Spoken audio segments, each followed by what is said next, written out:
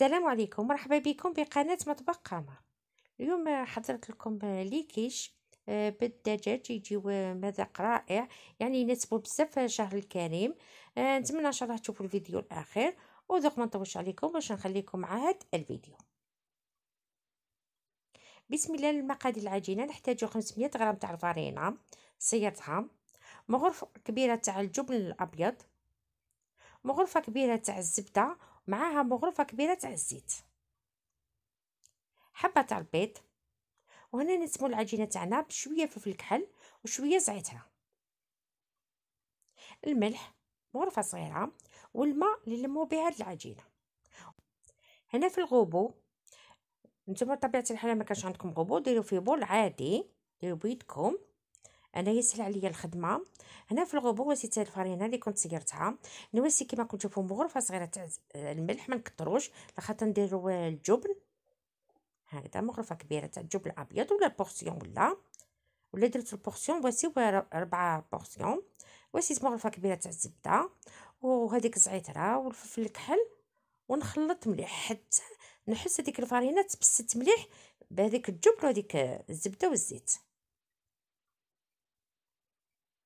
نتوما قلت لكم تنجموا تسووها بيدكم، يعني هذا الغبو يعاوننا بزاف في المطبخ. هنا نحاول نحلل الغبو تاعي، وكل ساعه هكذا نحبط هكذا اللي كاين في الجناب ولا اللي ما توساش مليح، ونخليه يعاود يتخلط مليح هكذا. هنا بعد ما شفتو كلش تخلط،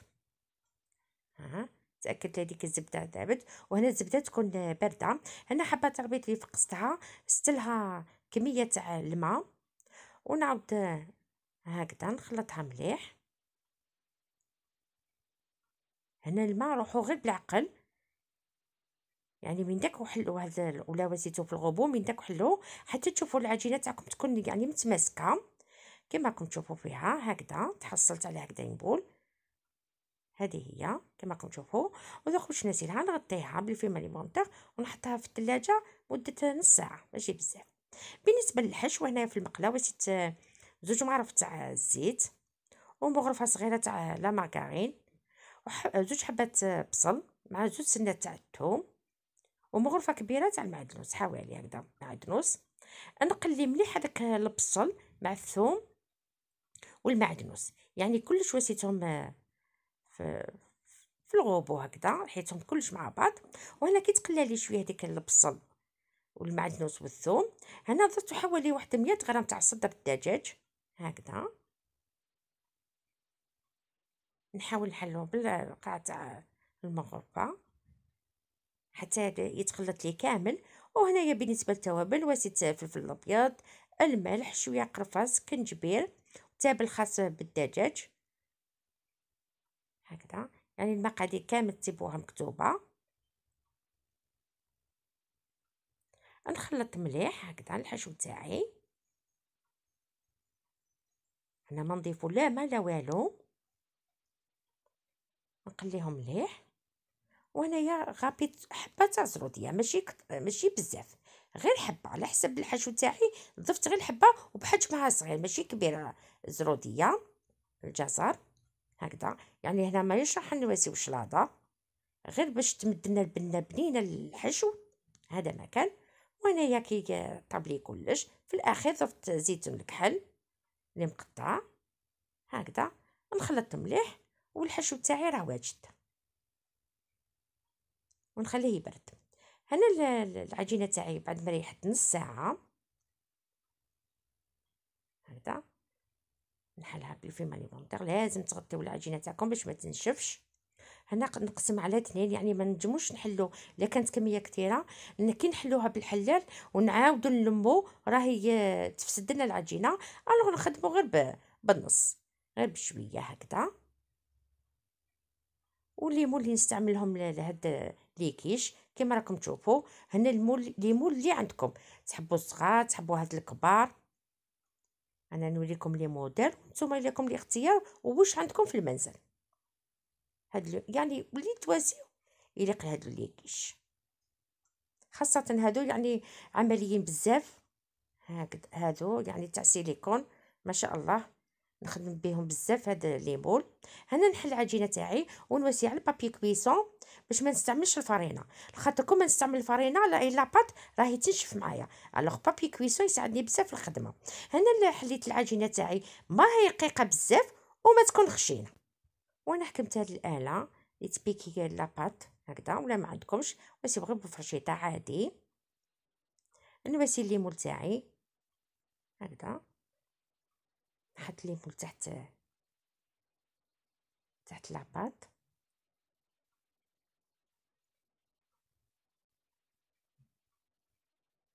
هكذا، يعني الفيديو راه واضح.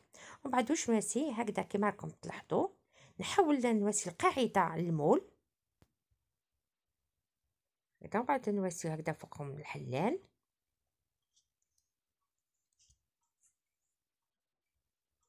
باش يجي الشكل تاعهم على هكذا، والحبه تاع لي كيش يجونا شابين هكذا، ونواسيهم هكذا على الجناب هكذا بيدي ودروك. ومن بعد نحوس هذيك القاعده تاعهم نحوس هكذا نقرصهم باش تجي الحبه شابه.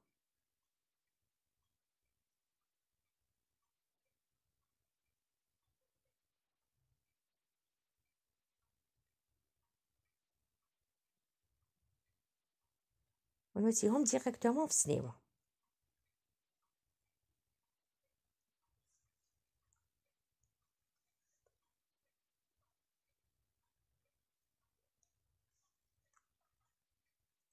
وهنا العجينه كي تقعد لي هكذا نلمها، ما نحاولش نعجنها ونخليها تريح شويه ومن بعد نعاود نحلها.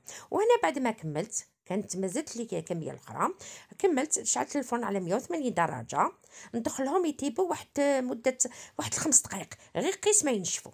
هذه هي.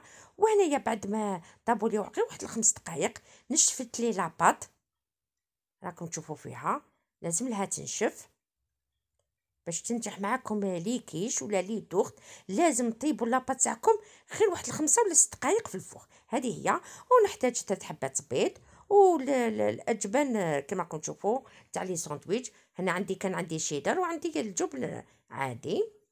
هنا هذيك الحشو تاعي بعد ما برد لي نفقس له 3 حبات بيض على حسب الحشو تاعي، يعني لا فارس ما تكون جاريه بزاف وما تكون قاصحه. نتوما لا واسيتو لا كونتيتي ضيفوا البيض على حسب وحركوا وشوفوا. وانا كنضيف البيض ما نضيف لا ملح لا والو، لاخاطر ديك الحشوه فيه الملح ونستعملوا الجبن، الوغ ما لازمش يكون الحشو تاعنا مالح، خاصه الا واسيوهم في شهر رمضان. يعني نردوا بالنا على هاد الحاجه تاع الملح. هنا نعمر لي كيش تاوعي كما راكم تشوفوا حوالي مغرفه كبيره نعمرهم